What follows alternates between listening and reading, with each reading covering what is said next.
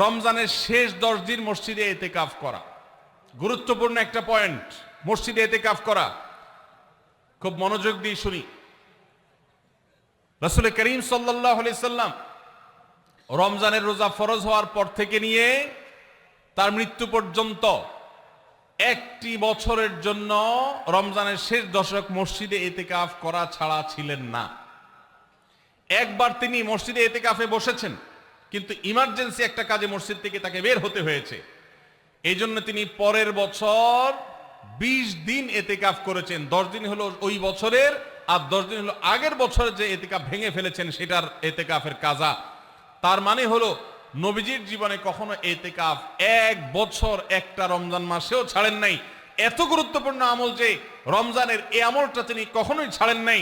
দুর্ভাগ্য আমাদের, এখানেও হয়তো বেশিরভাগ মুসলমান আমরা জীবনে একবারের জন্য রমজানের শেষ 10 দিন ইতিকাফ করি নাই। যে আমল নবীজি জীবনে কখনো ছাড়েন নাই সেটা আপনি জীবনে একবারও করেন নাই। এর চাইতে বড় হতভাগা উম্মত আর কি হতে পারে? ভাইরা আমার, 3টি আমলের নগদ তৃপ্তি আমি অন্তত অনুভব করি। আমি আমার সে অভিজ্ঞতার আলোকে আপনাদের উদাত্ত আহ্বান করতে চাই, রমজানের শেষ দশকে আপনারা ইতিকাফ করুন।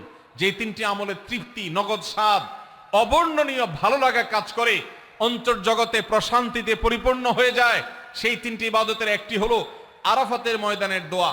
এটার সাথে কোনো কিছুর কম্পেয়ার হয় না। অবর্ণনীয় এক তৃপ্তি লাগে আরাফাতের ময়দানে দোয়া করতে। দ্বিতীয় হলো সিজদায় গিয়ে চোখের পানি ফেলে আল্লাহর কাছে দোয়া করতে অসম্ভব ভালো লাগা কাজ করে। ভোর রাতে দোয়াতেও একই স্বাদ পাওয়া যায়। আর 3 নম্বর হলো রমজানের শেষ দশকের ইতিকাফ। ইতিকাফ যে একবার করেছে সে জীবনে বারবার করে, তাকে আর ফেরানো যায় না। এজন্য ভাইরা, রমজানের শেষ দশকে আমরা আল্লাহর ঘরে বসে গিয়ে ইতিকাফ করার চেষ্টা করবো তো ইনশাআল্লাহ। অনেক এলাকায় বৃদ্ধ মানুষ, বুড়া মানুষ বসায় দেওয়া হয় টাকা পয়সা দিয়ে।